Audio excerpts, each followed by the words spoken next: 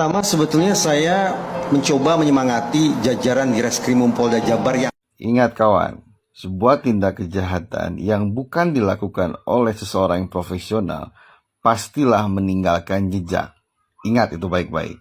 Saat peristiwa itu terjadi, tidak ada satupun yang menggunakan sarung tangan atau yang menyamarkan sidik jari.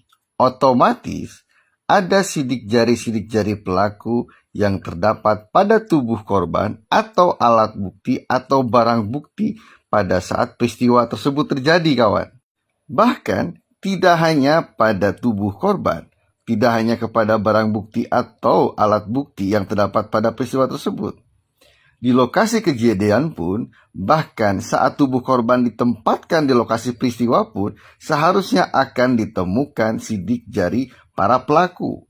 Bahkan akan ditemukan bukti-bukti tambahan yang akan menguatkan peristiwa tersebut.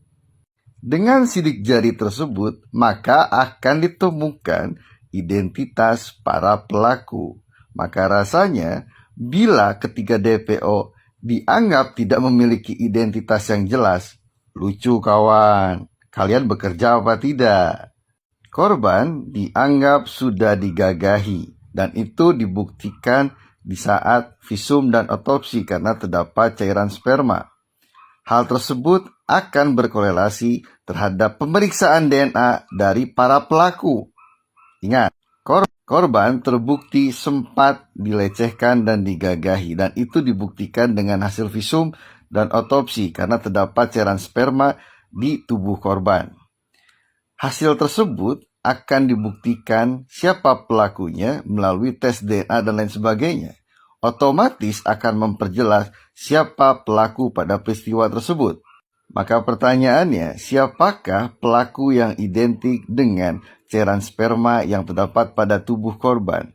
Melalui hasil tes DNA tersebut akan membuktikan pelaku sesungguhnya pada peristiwa tersebut, kawan. Dari kedua hal tersebut, baik sidik jari maupun hasil tes DNA, siapakah yang merujuk terkait pelaku-pelaku sesungguhnya? Seharusnya akan mudah didapat, kawan. Bahkan identitas pun akan lebih sangat mudah didapat. Peristiwa yang tidak berkeprimanusiaan yang coba ditutupi dan diselesaikan oleh sosok-sosok yang juga tidak berperikemanusiaan yang akhirnya menimbulkan banyak korban. Ya, tidak hanya korban yang memang faktanya menjadi korban, tidak hanya keluarga korban, tidak hanya orang-orang di sekeliling korban, bahkan orang-orang yang berada dalam kotak Pandora pun sama-sama sebagiannya menjadi korban kesesatan sebuah peristiwa yang sudah dilakukan secara profesional. Bahkan masyarakat pun menjadi korban kesesatan sebuah peristiwa atas kepentingan dan perintah dari tuan-tuan tertentu, kawan. Bila proses awalnya saja sudah cacat, maka hasil akhirnya pun akan cacat, kawan. Ingat itu baik-baik.